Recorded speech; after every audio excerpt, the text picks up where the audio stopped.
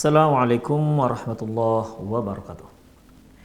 Innal hamdalillah nahmaduhu wa nasta'inuhu wa nastaghfiruh wa na'udzu billahi min syururi anfusina wa sayyiati a'malina may yahdihillahu fahuwal muhtad wa may yudlil falan tajida lahu waliyyan mursyida. Asyhadu an la ilaha illallah wahdahu la syarika lah wa asyhadu anna Muhammadan abduhu wa rasuluh alladzi la nabiyya ba'dah. Wa qala Allah subhanahu wa ta'ala ya ayyuhalladzina amanu taqullaha haqqa tuqatih wa la tamutunna illa wa antum muslimun ya ayyuhalladzina amanu taqullaha wa qulu qawlan sadida yuslih lakum a'malakum wa yaghfir lakum dhunubakum wa man yuti'illaha wa rasulahu faqad faza fawzan 'azima ya ayyuhan nasu taqu rabbakumul ladzi khalaqakum min nafsin wahidah wa khalaqa minha zawjaha wa batha minhuma rijalan katsiran wa nisaa wattaqullaha alladzi tasaaluna bihi wal arham innallaha kana 'alaikum raqiba. Amma ba'du, nastaqal hadithi kitabullah wa khairal hadi hadi Muhammad sallallahu alaihi wasallam wa syarrul umur muhdatsatuha wa kullu muhdatsatin bid'ah wa kullu bid'atin dhalalah wa kullu dhalalatin finnar. Kaum muslimin dan kaum muslimat, para pemirsa Rosat TV dan pendengar radio Medan Mengaji dimanapun Anda berada, alhamdulillah Allah masih memberi kita kesempatan untuk belajar, untuk menyimak kajian-kajian kita terkait dengan tarbiyatul abna, yaitu pendidikan anak-anak. Para pemirsa, yang lalu telah kita bahas terkait dengan di mana orang tua sudah siyogyanya mengajarkan adab-adab kepada anak-anak, sunnah-sunnah Rasulullah Sallallahu Alaihi Wasallam kepada anak-anak. Termasuk kemarin telah kita bahas yaitu terkait dengan sunnah-sunnah makan dan minum. Kemudian satu hal yang tak kalah pentingnya, jangan berikan contoh yang buruk kepada anak-anak. Mereka nanti akan menirunya. Seperti jangan sekali-sekali kita berjanji kepada anak-anak lantas sengaja kita pungkiri. Sengaja kita tidak menepati janji. Atau janji yang kita berikan hanya sekedar untuk menghilangkan kerewelan si anak. Sebenarnya memang tidak ada niat kita untuk memenuhi janji kita kepada mereka. Yang seperti ini ikhwah, itu akan merusak akhlak si anak. Ya tentu kita nggak mengajarkan anak, nak kalau janji nggak apa-apa, ingkarin aja tuh janji nggak masalah. Mungkin tidak ada orang tua yang sehat, yang waras mengajarkan seperti itu. Tapi dari tingkah laku orang tua, tanpa mereka sadari dia sedang mengajarkan hal itu. Ketika si anak misalnya rewel mau minta ikut, dikarenakan orang tuanya mau pergi misalnya, rewel, Masya Allah, teriak-teriak, maka untuk mengambil jalan pintas dengan cara yang instan, si ayah memberikan janji, nanti kalau jangan nangis ya nak, nanti ayah pulang ayah belikan coklat misalnya, ya coklat kamu yang kamu sukai, coklat apa fulan, ya udah nanti ayah bawakan. Si anak menunggu si ayah, ternyata si ayah tidak membawa apapun, bukan dikarenakan lupa, bukan, memang sengaja dan memang tidak ada niat untuk memenuhi janji tersebut. Demikian ikhwah. Oke, si anak sekali dua kali mungkin maklum, berikutnya si anak tidak akan lagi percaya terhadap orang tuanya karena selalu pungkir akan janji. Demikian juga ikhwah, kebohongan. Ya. Orang tua tidak boleh bohong. Jangan membohongi anak-anak. Jangan membohongi anak-anak. Demikian ikhwah. Ya, bukan tidak sedikit orang tua ketika menghadapi anak yang sedang nangis, akhirnya dia melakukan kebohongan. Seperti dia katakan itu ada penculik, akhirnya si anak pun takut, akhirnya menghentikan tangisannya. Padahal tidak ada penculikan, tidak ada juga penculik yang lewat. Ini namanya membohongi anak. Dan sebagaimana yang telah kita bahas bahwasanya ini merupakan tanda-tanda orang munafik. Ayatul munafik salasan. Tanda orang munafik itu ada 3. Idza haddatsa kadzaba. Kalau dia bicara dia bohong. Dia dusta. Wa idza wa'ada akhlafa. Kalau dia berjanji dia pungkiri janjinya. wa idza tumina khana, dan apabila dia diberi amanah dia berkhianat. Coba bayangkan ikhwah, kita sebagai orang tua yang ingin agar generasi kita, anak-anak kita menjadi generasi yang soleh dan soleha, tapi kita sendiri telah mengajarkan kemunafikan kepada anak-anak kita. Jadi jangan disalahkan nanti kalau seandainya si anak pun akhirnya meniru orang tua, menjanjikan sesuatu ke orang tuanya, tapi dia tidak lakukan. Mengucapkan sesuatu pada orang tuanya, tapi sebenarnya itu merupakan kebohongan. Dia ambil dari kita, dia copy dari kita, dia paste ke dirinya. Maka setiap kali dia melakukan itu, perbuatan yang seperti itu, perbuatan buruk seperti itu, yang dia pelajari dari kita, maka kita dapat dosanya. Seperti sabda Rasulullah SAW, man sanna sunnatan sayyi'atan fa'alaihi wizru wa wizru man amila biha. Barang siapa yang menyerupai, yang mengajarkan suatu hal yang buruk, maka dia dapatkan dosanya dan dosa orang yang mengamalkannya dan yang mengikuti perbuatannya tersebut. Demikian ikhwah rahimanallahu wa iyyakum. Makanya kita sebagai orang tua hati-hati. Kalau yang di sini disebutkan, yang contoh yang mungkin banyak terjadi, jika ada tamu dan kita tidak ingin bertemu dengan tamu tersebut, lantas dikatakan kepada anaknya, nak bilangin ke tamu bapak nggak ada, bapak nggak di rumah, padahal bapaknya ada di rumah. Katakan, si bapak mengatakan kepada si anak, nak jumpai tamu, katakan kepada mereka bapak nggak di rumah. Kan jelas ini dusta. Si anak tahu ini kan bapak di sini kok, ketika katakan nggak di rumah, itu kan jelas kebohongan ikhwah. Makanya hati-hati, hati-hati. Bukan hanya dua hal ini, semua perkara keburukan, akhlak yang buruk, hati-hati. Ya, hati-hati.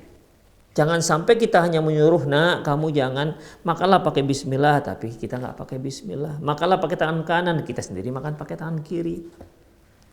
Tentu hal ini ikhwah akan merusak akhlak si anak, disadari atau tidak disadari.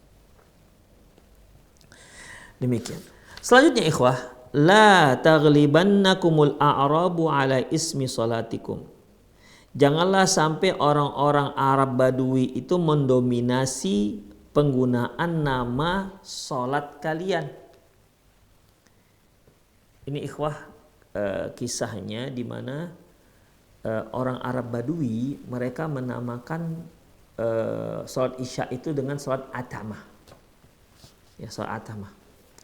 Sementara salat Isya, lafaz Isya ini ada disebutkan dalam Al-Quran. Jadi Al-Quran menyebutkan namanya salat Isya, orang Arab Badui menyebutkannya namanya atamah. Jadi salat Isya itu ada dua nama. Ya, orang Arab Badui menamakan salat atamah, Allah Subhanahu wa taala menamakan salat Isya.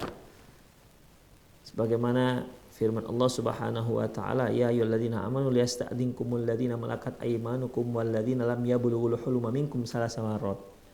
Wahai orang-orang yang beriman, hendaklah orang-orang yang belum balik di antara kalian dan hamba-hamba saya kalian minta izin kepada kalian ketika memasuki ruangan kalian sebanyak tiga waktu.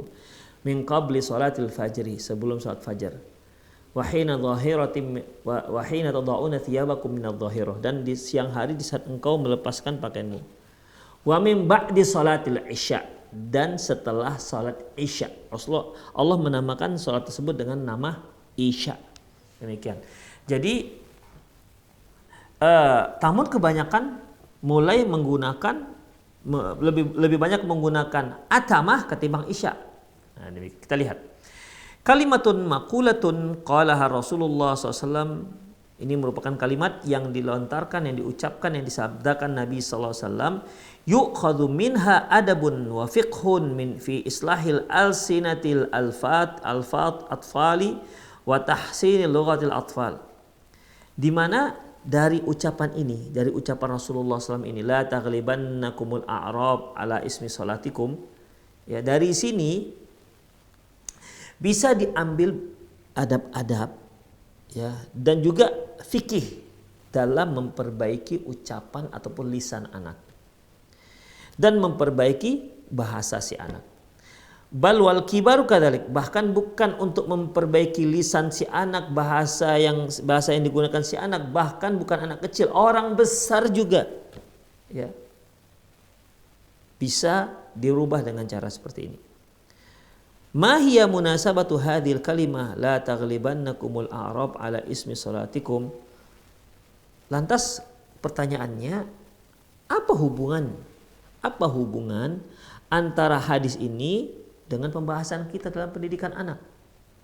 Ya, karena Rasulullah katakan la taghlibannakumul a'rab ala ismi salatikum. Janganlah orang-orang Arab mendominasi penggunaan bahasa mereka dalam menyebutkan nama salat kalian, maksudnya salat Isya.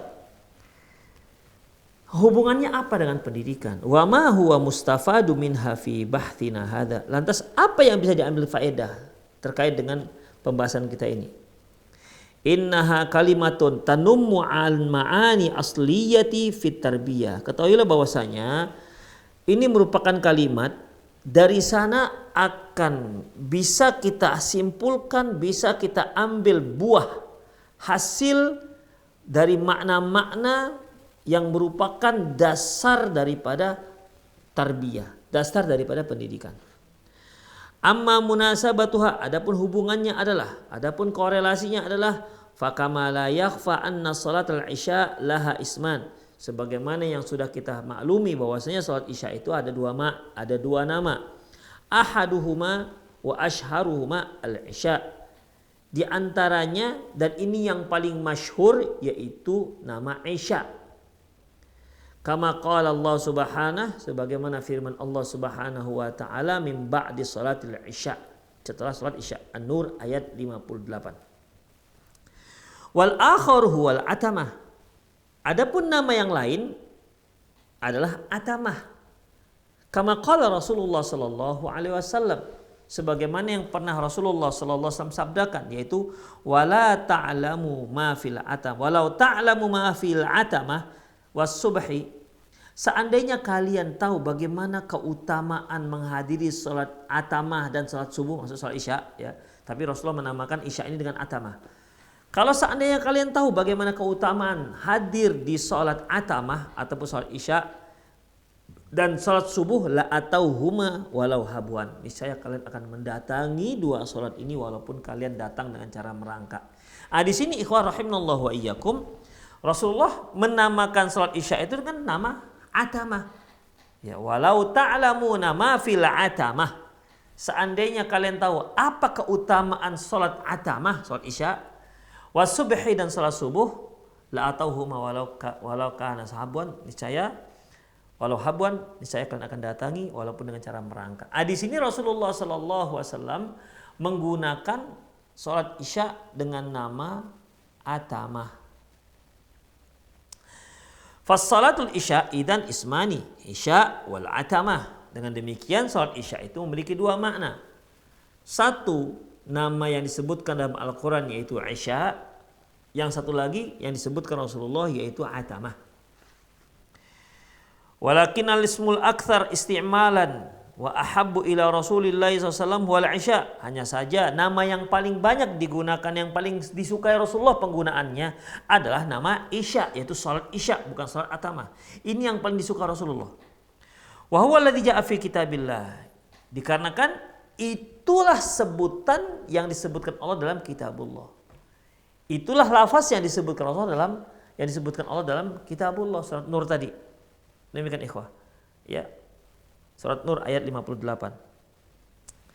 Karena lafaz ini disebutkan Allah dalam Al-Quran, maka Rasulullah lebih senang menyebutkan salat itu salat Isya ketimbang salat atamah.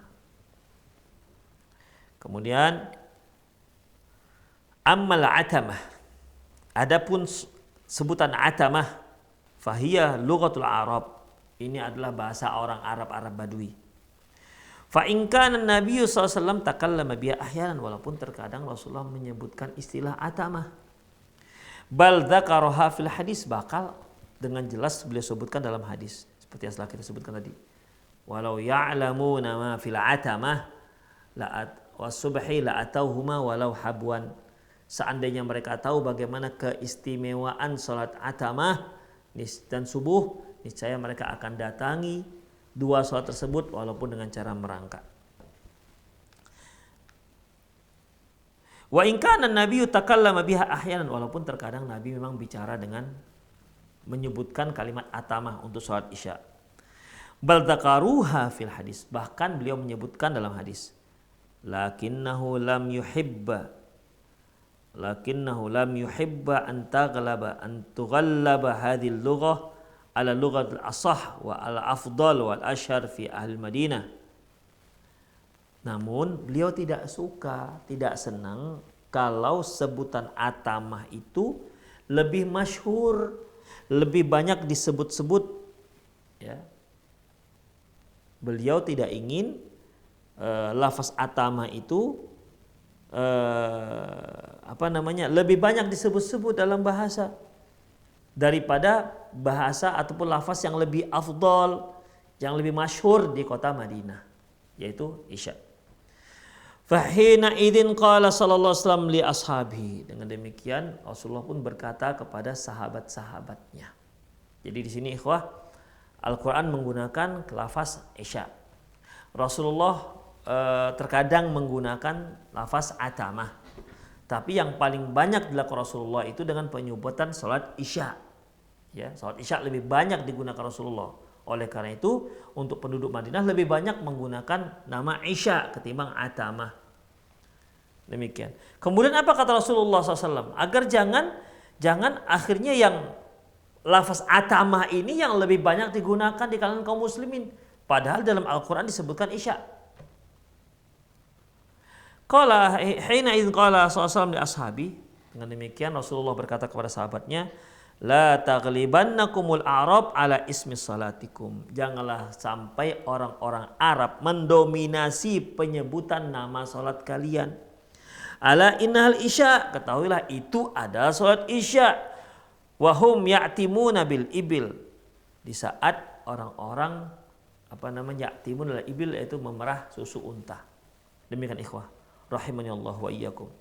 Sampai di sini belum jelas apa hubungannya dengan pendidikan. Di sini masih menyebutkan masalah salat isya, disebutkan isya dengan atamah. Para sahabat lebih banyak menyebutkan dengan sebutan isya. Tapi lama kelamaan mulai dikhawatirkan oleh Rasulullah SAW nanti malah orang lebih banyak menggunakan kalimat atamah ketimbang salat isya. Demikian. Dan Rasulullah juga pernah menggunakan kalimat atamah untuk salat isya. Demikian ikhwah. Nah, masih di situ. Hubungannya dengan pendidikan ini apa? Walladhi yanbaghi yusawwidu yasudu wa ya'lu wa yuntasharu fi tilkal kalimat allati ja'at fi kitabillah. Dan tentunya yang layak kita lakukan dan kita amalkan, yang harusnya lebih kita utamakan dan kita tebarkan kalimat-kalimat tersebut, yaitu kalimat-kalimat yang memang tertera dalam kitabullah. Jadi kalau Allah Subhanahu wa taala menyebutkan salat isya itu dengan nama isya, sementara ada yang lain selain kitabullah ada menyebutkan isya itu dengan sebutan atamah, maka kita masyhurkan nama isya ketimbang atamah. Demikian. Ya, karena ini adalah penamaan yang Allah berikan. Pastilah nama ini akan lebih baik untuk nama salat tersebut ketimbang nama-nama yang lain. Kemudian, wallati hiya lughah Quraisy ahlul Madinah, di mana isya itu juga termasuk bahasa Quraisy dan bahasa penduduk Madinah. Wa kadzalika falyakunil amru fi sa'iril kalimati wa fi sa'iril alfaz. Demikianlah halnya, seharusnya, selayaknya kita perlakukan semua lafaz-lafaz. Ya, demikian kita perlakukan semua lafaz-lafaz. Baik. Nah, sampai sekarang juga belum disebutkan ya. Amma ma huwal mustafadu min hadzal kalimat fi ba'tsina hahuna. Nah, sekarang permasalahannya, lantas apa hubungannya dengan tarbiyah ini? Apa hubungan hadis Rasulullah SAW menyebutkan la taghlibannakumul a'rab? Janganlah kalian sampai didominasi oleh orang-orang Arab dengan penyebutan ala ismi salatikum, atas nama salat kalian. Ya, jangan sampai. Artinya ikhwah rahimallahu wa iyyakum, ketika Rasulullah mengatakan ya pakai lebih banyak, harus lebih dimasyarakatkan isya ketimbang atamah. Terus hubungannya dengan pendidikan apa ikhwah? Apa yang bisa diambil dari hadis ini? Al-mustafadu fi bahthina fi hadza katsirun. Yang bisa kita ambil faedahnya dari kisah ini banyak sekali. Fa idza kana an-nabiy sallallahu alaihi wasallam lam yuhibba an taghliba al-lughat al-arab wa hum arabun ala lughat Quraisy wa ahli Madinah. Ala lughat Quraisy wa ahli Madinah. Apabila Rasulullah tidak suka bahasa orang Arab itu mengalahkan, mendominasi, lebih famous, lebih masyhur ketimbang bahasa Quraisy dan bahasa Madinah. Padahal itu juga masih bahasa Arab. Demikian ikhwah. Jadi yang mungkin adanya perbedaan lahjah atau perbedaan penggunaan lafaz. Ya, penggunaan lafaz. Jadi jangan sampai bahasa orang Arab itu malah lebih banyak dipergunakan di Madinah. Padahal Madinah itu bahasanya bahasa Quraisy. Demikian. Wa hal yuhibbu Rasulullah an taghliba lughatal Faransiyin wal Injilizi ala lughatil muslimin. Sekarang antara bahasa Quraisy dan bahasa Arab Badui, ini kan sama-sama bahasa Arab. Ya, sama-sama bahasa Arab. Begitupun Rasulullah sallallahu alaihi wasallam lebih suka menggunakan bahasa orang Quraisy. Dan itu juga yang disebutkan, bahasa yang disebutkan dalam Al-Quran ketimbang bahasa Arab Badui. Padahal dua-duanya bahasa Arab. Lantas menurut Anda, ya, kalau sama-sama bahasa Arab tapi Rasulullah lebih suka menggunakan bahasa orang Quraisy ketimbang bahasa orang Badui pada dua-dua bahasa Arab, kira-kira menurut Anda mana yang lebih Rasulullah suka? Berbahasa Arabkah atau bahasa Perancis? Demikian ikhwah. Ya, kira-kira gimana? Atau apakah kira-kira Rasulullah lebih suka memasyarakatkan bahasa Inggris ketimbang bahasa Arab? Tentu semua kita sudah bisa menjawab. Pastilah Rasulullah lebih suka menggunakan bahasa Arab ketimbang bahasa Perancis ataupun bahasa Inggris. Itu sudah pasti ikhwah. Wong antar Arab saja sama-sama bahasa Arab, Rasulullah lebih suka menggunakan bahasa Quraisy. Apalagi ini antara bahasa Arab yaitu bahasa orang Muslim dengan bahasa orang kafir seperti Perancis dan bahasa Inggris. Oleh karena itu, hal yuhibbu an tughallab baba mama ala abi wa ummi wa abati wa ummah wa umatah. Apakah kira-kira Rasulullah suka ya bahwasanya kaum muslimin itu memanggil si anak memanggil ayahnya dengan panggilan papa atau mama ketimbang abi umi. Papa mama ini kan ikhwah banyak diambil dari orang barat ya. Mami, papi, mama. Demikian ikhwah. Apakah kira-kira Rasulullah lebih suka mendengar seorang anak memanggil ayahnya ataupun ibunya dengan panggilan papa, mama, daddy gitu ya, daddy, ketimbang panggilan abi, umi atau abati atau ummata atau ummah? Kira-kira gimana? Kira-kira apa yang Anda pikirkan? Kira-kira Rasulullah suka yang mana ini? Ikhwah rahimanallah wa iyyakum. Pastilah kita sudah tahu jawabannya. Saya ulangi ikhwah. Sedangkan antar Arab dengan Arab, orang Badui bahasa Arab menyebutkan salat Isya dengan atama. Orang Quraisy juga bahasa Arab, tapi dia menggunakan salat Isya dengan lafaz Isya. Rasulullah lebih suka menggunakan bahasa Quraisy ketimbang bahasa Arab Badui. Padahal dua-duanya bahasa kaum muslimin, dua-duanya bahasa Arab. Begitupun lebih suka dengan bahasa Quraisy. Lantas menurut kita kira-kira kalau dibandingkan mana lebih suka Rasulullah? Menggunakan bahasa Arab ataukah bahasa Inggris? Nah demikian. Pastilah jawabannya tentu Rasulullah akan menggunakan bahasa Arab. Jadi artinya apa ikhwah? Kita jangan biasakan anak-anak kita itu memanggil seperti orang-orang kafir memanggil ayahnya, papa, mama, daddy, mami dan seterusnya. Kita kan ada bahasanya. Kita punya bahasa ikhwah. Ya. Kita punya bahasa.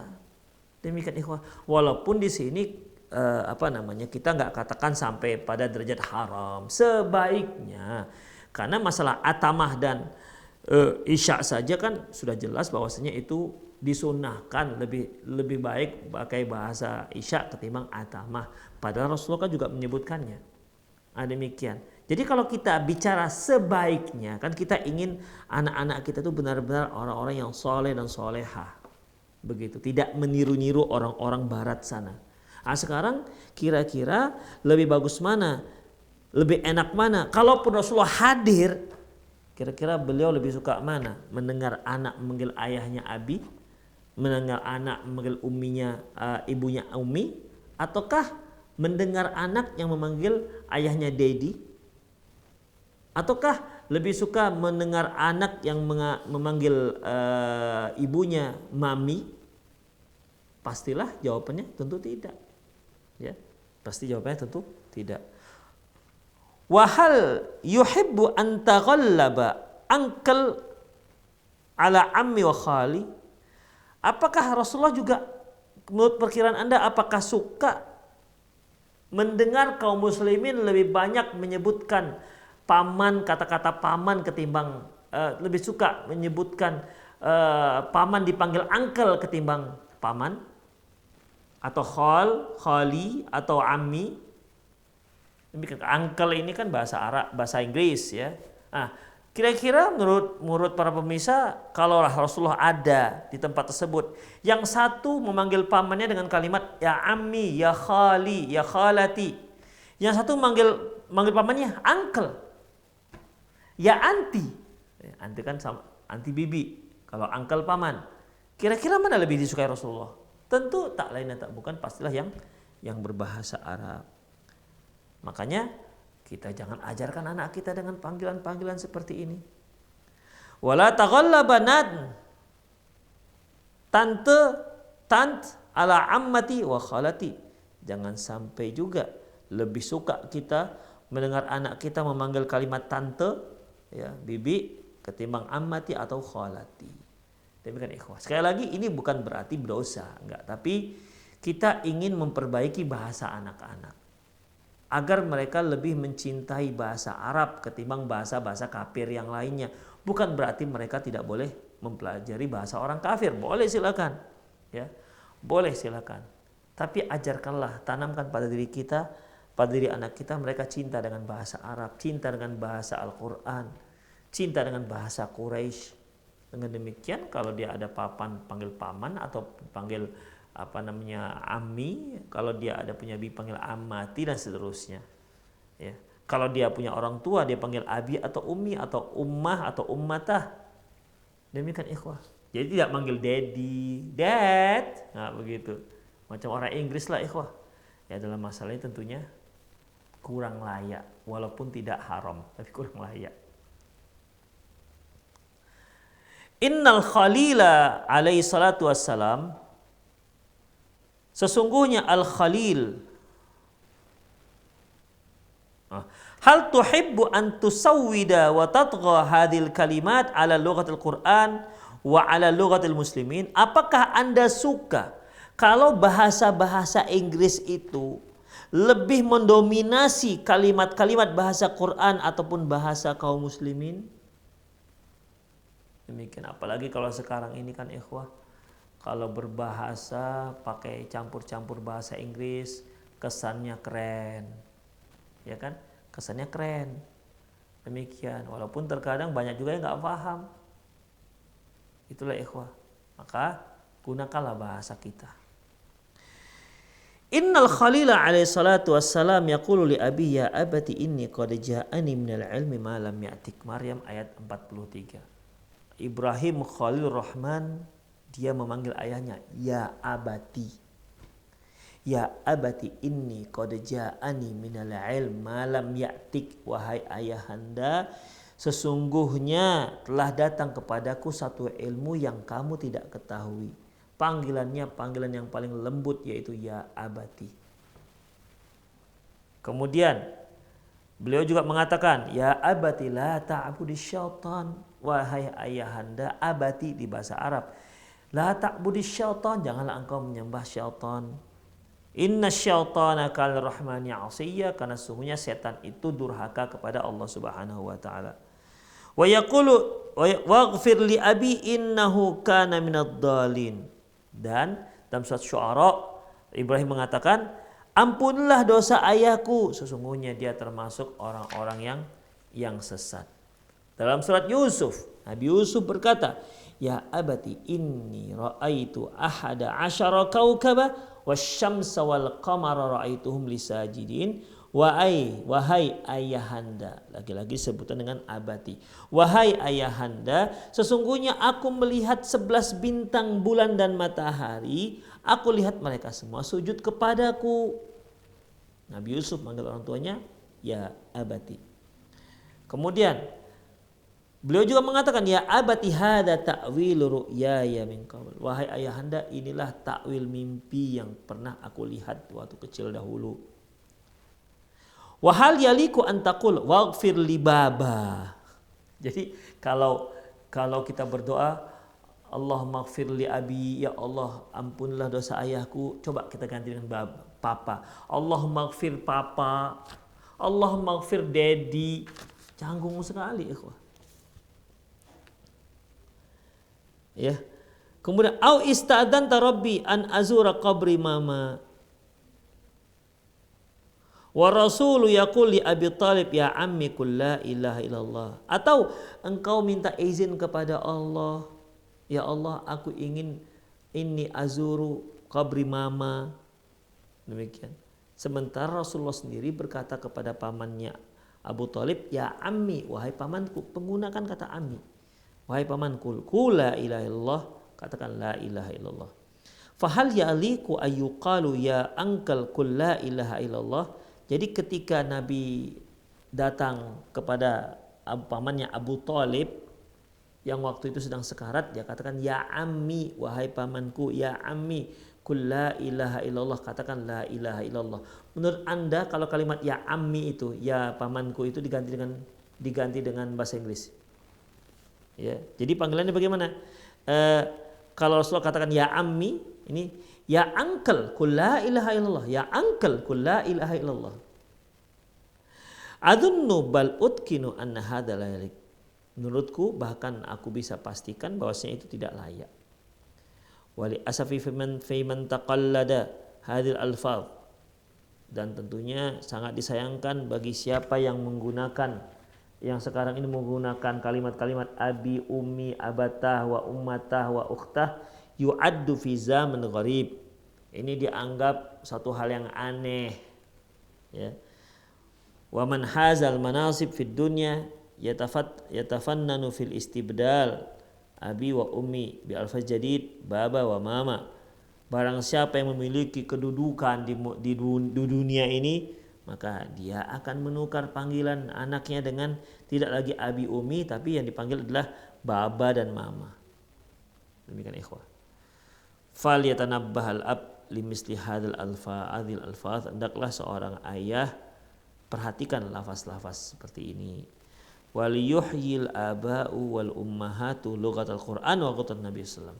Hendaklah seorang istri menghidupkan bahasa Al-Qur'an, ya, dan bahasa Nabi sallallahu alaihi wasallam. Wa kadzalika la yanbaghi ayyan antaghallaba lughatal ahli Iskandariyah wa majawarahum haitsu jami'ul mufrad. Demikian juga jangan sampai bahasa kita dikalahkan oleh bahasa penduduk Iskandariyah di mana mereka menjadikan lafaz yang mufrad itu menjadi jamak semuanya. Wa aidan yughayyiruna fi alfaz. Demikian juga mereka merubah-rubah lafaz. Fayaqulu ahaduhum li ibni, sehingga salah seorang mereka berkata kepada anaknya, hadza ammu fulan, dibuat jamak rame. Hadza ammu fulan wa hadza khalu fulan. Demikian ikhwah rahimanallah. Jadi itu dia, ya. Jadi intinya ikhwah azinallahu wa iyyakum di kajian kita ini bahwasanya cobalah kita gunakan bahasa panggilan kita itu bahasa apa ya? Ya bahasa Quran, ya. Panggil anak diajarkan panggil abi atau umi atau abati, karena itu yang tertera dalam Al-Quran. Ya kita ingin agar anak kita itu mengamalkan Al-Quran dengan cara seperti ini, sedikit demi sedikit mereka mengamalkan Al-Quran. Demikian. Walaupun kita nggak katakan haram, hukumnya nggak dikatakan haram lah ikhwah. Ya. Nah, kita di Indonesia kan banyak menggunakan bahasa Indonesia seperti panggil orang tua perempuan dipanggil ibu atau emak, ya, atau emak ini sangat tradisional lah kalau ini. Kalau ayahnya dipanggil bapak, ada yang abah, ya, ada yang dipanggil apalagi ayah, bapak, ayah, abah. Nah, demikian ikhwah, ya. Itulah dia artinya, nggak usah dibiasakan anak-anak kita itu dengan memanggil-manggil dengan bahasa orang kafir. Cukuplah dengan bahasa Islam. Walaupun kita katakan sekali lagi bukan berarti tidak dibolehkan. Demikian ikhwah rahimani Allah wa iyyakum. Waliyatanabbah al-aba wal ummahat li alfadhil lati tajri ala alsinatil abnaihim wa khassatan alfadh wal ibarat allati tahmilu fi sanayaha syirkan wa bid'an wa jahlan wa khurafat. Hendaklah para ayah dan ibu berhati-hati dengan lafaz-lafaz yang diucapkan oleh anak-anak, terutama lafaz-lafaz yang yang mengandung makna syirik, yang mengandung makna bid'ah dan kejahilan serta khurafat. Kaqauli al-abna fi ba'dil buldan inda nuzul matar, sebagaimana yang dikatakan oleh anak-anak di sebagian tempat di saat hujan turun, mereka katakan aliyun ya abu mukhin khallid dunya wa taruh. Aliyun ya abu mukhin khallid dunya wa taruh. Maksudnya apa ikhwah? Hadza mabniun ala al-i'tiqadi za'igh fahawah. Ini merupakan ucapan ini bahwasanya ucapan yang diucapkan dibangun di atas keyakinan yang salah. Fahawah, sehingga mereka katakan anna aliyan fi sihabin wa huwa alladhi yanzilul matar. Mereka katakan sesungguhnya Ali sekarang berada di atas awan dan dia yang menurunkan hujan. Ali Abu Mukh khallid dunya wa taruh. Nah, demikian ikhwah, ya.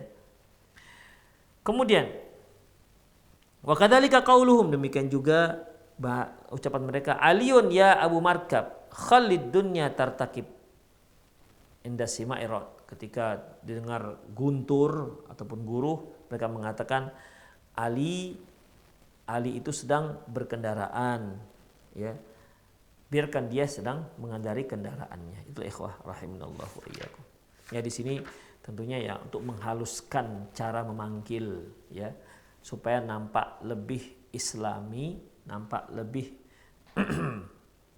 multazim dengan panggilan-panggilan tersebut, ya tentunya panggilan-panggilan yang ada dalam Al-Quran dan Sunnah Rasulullah Sallallahu Alaihi Wasallam. Ikhwah, itu saja sore hari ini ya, semoga bermanfaat. Baik, bagi para pemirsa yang ingin mengirimkan pertanyaan, yang ingin bertanya langsung, Anda boleh langsung telepon dengan nomor yang sudah tertera di pesawat televisi Anda. Kalau seandainya ada pertanyaan melalui chat, Anda boleh juga kirim melalui WhatsApp, ya, melalui WhatsApp, chat WhatsApp. Demikian, kirim ke nomor yang sama, yaitu di nomor yang ada tertera di pesawat televisi Anda. Tip sambil menunggu.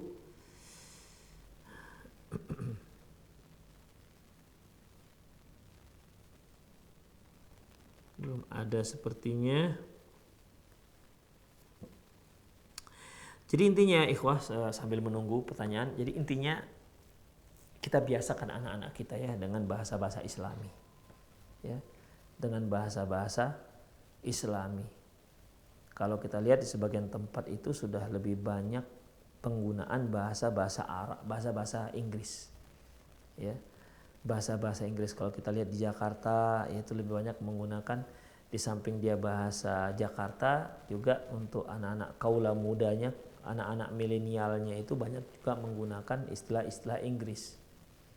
Demikian ikhwah rahimanallahu wa iyyakum. Ya, kita sebagai seorang muslim ya seharusnya kita lebih memasyarakatkan bahasa Arab.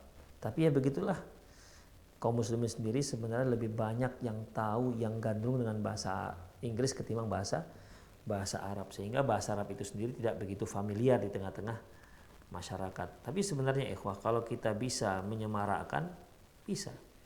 Ya, bisa. Saya masih ingat sekitar 25 tahun yang lalu atau bahkan 30 tahun yang lalu, kaum muslimin masih menyebutkan bahasa sholat itu dengan kalimat sembahyang. Sembahyang. Ayo kita pergi sembahyang.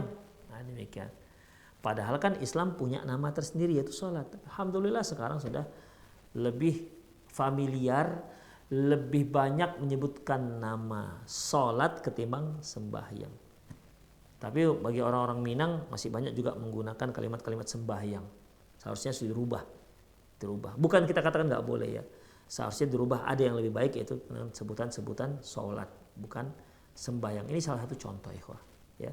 Salah satu contoh yang memang seharusnya kita perbaiki. Allahu a'lam bishawab. Nah, silakan. Halo. Halo. Ya. Dengan Bapak siapa dari mana? Dengan Bapak Sultan dari Enre Kabupaten Rekang. Ya, silakan Bapak.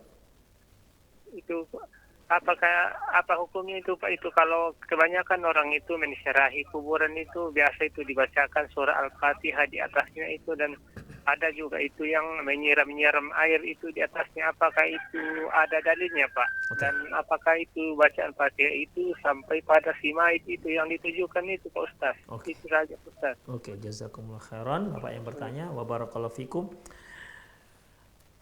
Pertanyaannya terkait dengan membaca Al-Quran. Apakah Al-Fatihah, apakah baca Al-Kahfi, ataukah baca surat Yasin di saat sedang berziarah, ya, atau ditambah lagi dengan menyiramkan di kuburan berupa air, itu biasanya air bunga mawar biasanya. Tapi apakah ini ada dasarnya? Ikhwah, kita harus ketahui bahwasanya ziarah kuburan itu merupakan salah satu ibadah. Ya. Berziarah kuburan itu merupakan salah satu ibadah di mana si pelakunya Allah Subhanahu wa taala di mana pelakunya Allah Subhanahu wa taala berikan pahala. Ziarah artinya yaitu mengunjungi. Ya, mengunjungi. Yang kita kunjungi ini adalah kuburan. Ketika kita mengunjungi kuburan, maka sebenarnya yang untungnya itu bukan untuk si mayit, tapi untuk kita. Makanya Rasulullah Shallallahu Alaihi Wasallam mengatakan, "Kuntu nahaitukum an ziyaratul kubur." Dahulu saya pernah melarang kalian berziarah kubur. Ala fazuruha. Sekarang silahkan kalian ziarahi. Fa innahu tudzakirul akhirah, karena sungguhnya hal itu dapat mengingatkan kita hari akhirat. Berarti kan kita berziarah faedahnya untuk kita, bukan untuk si mayit. Ya. Kita berziarah itu faedahnya untuk kita, bukan untuk si mayit. Mengapa kita berziarah kubur? Agar kita mengingat akhirat. Dengan demikian, sepulangnya dari berziarah, kita bisa lebih taat kepada Allah. Kita lebih takut dengan persiapan kita yang masih minim ketika menghadapi kematian. Sehingga kita bisa lebih taat beribadah kepada Allah Subhanahu wa taala, bisa lebih bertakwa, lebih punya kekuatan untuk menjauhkan diri dari kemaksiatan. Itu maksudnya. Itulah ziarah, itulah tujuan ziarah. Rasulullah katakan fa innahu tudzakirul akhirah. Ya, fa innaha tudzakirul akhirah. Sesungguhnya hal itu dapat mengingatkan kamu hari akhirat. Kan berarti pada kita, bukan terkait dengan si mayit. Nah, sekarang bagaimana dengan baca Al-Quran di kuburan? Ikhwah rahimanallahu ikum. Dan sebuah hadis Rasulullah SAW menyebutkan bahwasanya la taj'alu buyutakum qubura. Jangan kalian jadikan rumah kalian itu sebagai kuburan. Larangan ini, jangan kalian jadikan rumah kalian itu kuburan, itu ada dua. Pertama, Rasulullah pernah menyuruh kita untuk sholat di rumah. Artinya sholat selain wajib. Ya. Sholatlah kalian di rumah. Jangan kalian jadikan rumah kalian seperti kuburan. Kemudian yang kedua, yaitu mengenai baca Al-Quran. Bacalah Al-Quran. Bacalah Al-Baqarah. Karena rumah yang dibacakan Al-Baqarah, setan akan lari. Jangan kalian kalian jadikan rumah kalian menjadi kuburan. Demikian ikhwah. Sekarang kita lihat, Rasulullah menyuruh kita untuk sholat sunnah di rumah, menyuruh kita untuk baca Quran di rumah. Dan beliau mengatakan, rumah yang tak pernah ada sholat di situ dan rumah yang tidak pernah ada bacaan Al-Quran di situ, maka itu seperti kuburan. Berarti kuburan bukan tempat sholat dan bukan tempat baca Quran. Demikian ikhwah. Seandainya kuburan ini juga tempat baca Quran, berarti salah kalimat Rasulullah. Rasulullah katakan, bacalah Al-Quran, jangan kalian jadikan rumah kalian seperti kuburan. Oh, ternyata kuburan juga baca Al-Quran. Berarti apa bedanya? Demikian. Seharusnya kan jangan kalian jadikan rumah kalian kuburan, bacalah Al-Quran, jangan jadikan kuburan. Berarti dari kalimat ini menunjukkan kuburan itu bukan tempat baca Al-Quran. Barulah sempurna kalimat ini bisa difahami. Oleh karena itu dari situ para ulama menyimpulkan bahwasanya kuburan itu bukan tempat baca Quran. Ya, kuburan bukan tempat baca Al-Quran. Demikian. Taib. Lantas bagaimana kalau orang bacanya di situ dan menghadiahkan hal itu untuk si mayat? Ikhwah, begini. Terlepas masalah khilafiyah antara para ulama, apakah boleh kita menghadiahkan bacaan Al-Quran kepada si mayit? Ya. Masalah ini muncul dikarenakan satu kaidah. Apakah dalam masalah ini perlu ada dalil yang baru yang khusus? Kita lihat bahwasanya, kalau kita lihat literatur hadis bahwasanya ada seorang anak yang datang kepada Rasulullah, niatnya untuk menginfakkan hartanya untuk niatnya untuk orang tuanya. Dia berinfak untuk orang tuanya. Rasulullah katakan silahkan.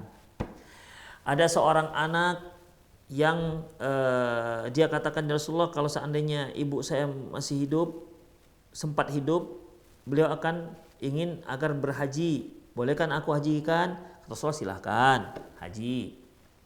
Demikian juga apabila seorang yang sedang puasa nazar dan dia meninggal belum sempat melaksanakan puasa nazar, maka walinya boleh mempuasakannya. Nah, permasalahannya adalah apakah bisa puasa, sedekah, apalagi tadi haji atau umroh bisa dikiaskan dengan ibadah-ibadah yang lain yang bisa dikirimkan seperti baca Quran, kurban, apalagi sholat. Ya, sholat. Apakah boleh kita sholat? Misalnya saya sebagai anak nih, saya sholat 2 kali. Yang satu zuhur untuk saya, satu lagi saya lakukan untuk orang tua saya. Apakah ada? Ikhwan rahimanallah wa iyyakum. Yang kuat adalah mazhab yang mengatakan bahwasanya dia perlu dalil khusus. Kalau nggak ada dalil, nggak bisa dikiaskan dengan yang ada dalil. Makanya kan banyak kita lihat ada yang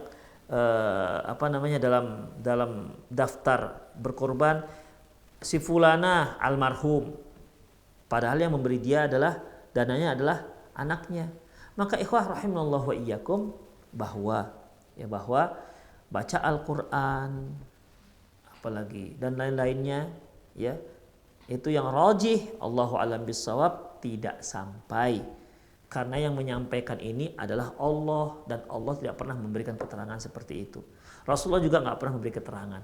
Wong kita kalau pergi untuk mengirim barang saja mereka punya ketentuan yang berlaku. Seperti nggak boleh ngirim air misalnya.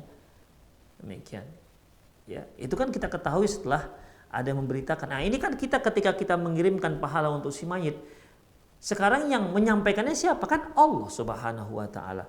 Lantas mana berita dari Allah bahwasanya yang seperti ini bisa disampaikan kepada si mayit? Allahu a'lam bissawab. Demikian ikhwah rahimanallahu. Oke lah, anggap saja sampai. Ya.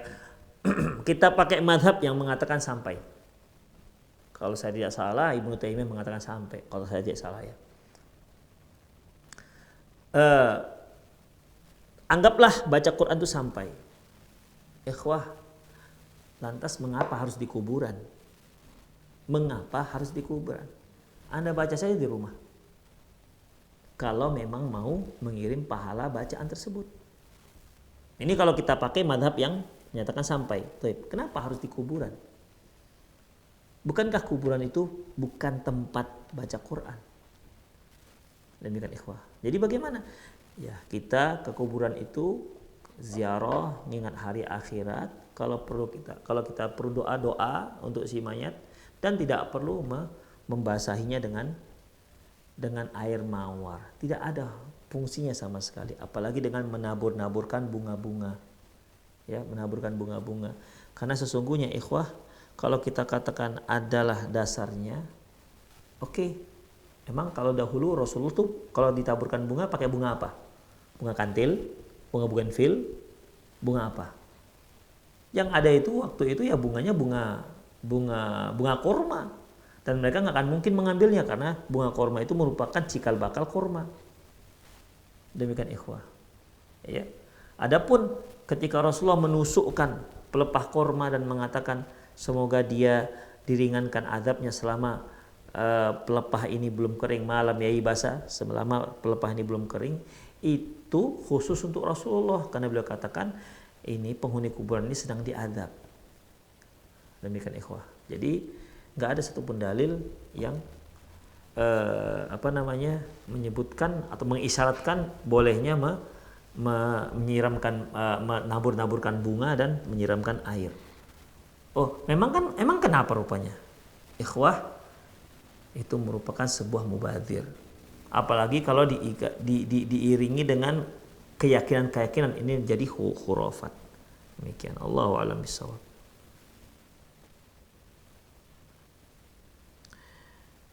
Jadi kesimpulannya tidak boleh. Bagaimana caranya merubah anak yang sudah terlanjur terbiasa menggunakan bahasa Inggris? Sudah pernah dicoba mengajarkan tetapi sangat sulit baginya. Bagaimana agar saya lebih sabar lagi mengajarkannya Ustadz? Karena terkadang emosi ini tidak stabil atas saat dia yang tidak mau mendengar. Ikhwah rahimahullah. Kalau anak kita sudah terbiasa bahasa Inggris udahlah biarkan saja. Ibu atau bapak fokus pada yang lain, yang lebih penting. Ya. Karena bahasa ini kan, kita kan bahasnya sudah banyak hal yang kita bahas. Kemudian di sini baru dibahas masalah cara panggilan. Coba ibu atau bapak lakukan skala prioritas. Jangan bahasa Inggrisnya dahulu, jangan bahasanya. Mungkin bahasanya kita dari awal sudah sekolahkan anak kita ke international school misalnya, sehingga dia hari-hari pakai bahasa Inggris. Dan mungkin kita juga telah mengajarkan dia pakai bahasa Inggris. Oke lah, nggak masalah. Jadi setelah kita katakan bahwasanya bukan berarti nggak boleh silakan. Tapi afdoliyahnya hanya dalam masalah pendidikan, coba didik apa yang prioritas. Jangan sampai kita mau memperbaiki bahasa dia dari bahasa Inggris ke bahasa Indonesia atau bahasa Arab misalnya. Sementara dia makan pakai tangan kiri. Atau dia makan sambil lari-lari misalnya. Atau anak kita perempuannya nggak tutup aurat, atau dia nggak mengerti apa itu tauhid, maka dalam masalah ini jangan ini ya dulu dibenahi, tapi benahilah yang prioritas terlebih dahulu. Ini belakangan insya Allah bisa. Setelah akidahnya kuat, setelah dia ada keinginan untuk belajar lagi, insya Allah dia akan cinta dengan bahasa Arab. Allahu a'lam bishawab. Ustadz, saya sholat asar, di tengah sholat saya ragu untuk rakaat keberapa. Kemudian saya ingat. Kemudian di tengah salam saya sujud sahwi. Setelah itu saya malah jadi tambah ragu-ragu. Apa betul rakaatnya? Keraguan tambah besar. Jadi bagaimana Ustadz? Apa yang harus ukang sholat? Ikhwah rahimanallah wa iyyakum. Kalau sudah pilih satu, ya sudah, jangan ragu-ragu lagi. Ya, misalnya nih, saya sholat, saya sudah sampai di rakaat kedua, sampai rakaat ketiga. Tapi saya ragu, ini 2 atau 3. Ya, ini 2 atau 3. Maka ambil yang yakin. Yang yakinnya 2 pasti. Yang ragunya kan 3. Ini 3 apa 2? Kan di 3-nya yang ragu. Demikian. Ambil yang kecil. Udah, pilih yang kecil, 2, sudah tenangkan hati Anda, sholatlah dan sujud sahwi. Dah. Itu dia. Jangan lagi abai, jangan diindahkan lagi bisikan-bisikan setan bertambah ragu. Iya enggak ya? Jangan-jangan sebenarnya tadi tidak bertambah. Jangan-jangan iya enggak ya? 2 apa 3 ya? Sepertinya 3 lah. Tapi 2 lah, 3 lah. Enggak usah lagi. Tetapkan 1, ya, tetapkan 1. Ini misalnya ikhwah, ketika kita tidak tahu apakah 2 atau 3, maka pilih 2. Pilih 2. Tetapi kalau kita ada kecenderungan, ya, ada kecenderungan. Misalnya cenderungannya kita bersama-sama masuk dengan yang masbuk, ya, masbuk. Ketika dia di samping kita, dia nambah 2 lagi. Nah, kita kan bisa merojekan bahwa kita juga menambah 2 lagi. Nah, demikian. Tidak ada keraguan dari itu. Jadi intinya kalau seandainya kita sudah tetapkan, kita ragu 2 apa 3 ya, udah tetapkan 2, dah lanjutkan sholatnya. Jangan lagi pedulikan bisikan-bisikan setan tersebut, ya, nggak usah pedulikan, tetapkan 2. Demikian. Sebab kalau sudah kita tetapkan, lantas masih 2 3 ya, 2 apa 3, jangan-jangan 3, jangan-jangan 2, akhirnya rusak sholat kita ikhwan, ya. Demikian. Jadi tetapkan saja, kemudian Bismillah, sujud sahwi dan selesai. Demikian. Jangan lagi disibukkan dengan ada keraguan-keraguan yang lain. Itu merupakan was-was syaitan.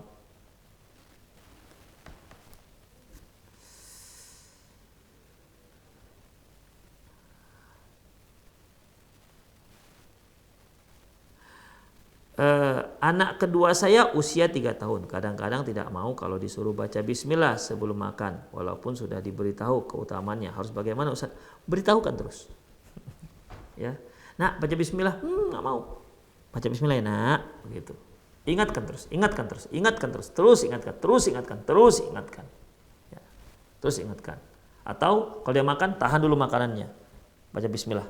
Kalau enggak Umi kasih. Bismillah sih. Nah, demikian. Ya, insya Allah banyak trik lah ikhwah.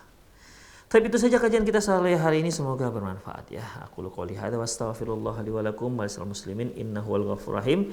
Kita akhiri dengan doa kafaratul majlis. Subhanakallahumma wa bihamdika asyhadu an la ilaha illa anta astaghfiruka wa atubu ilaik. Wa sallallahu ala nabiyyina Muhammad wa ala alihi wa ashabihi ajma'in. Wa akhiru da'wana alhamdulillahirabbil alamin. Assalamualaikum warahmatullahi wabarakatuh.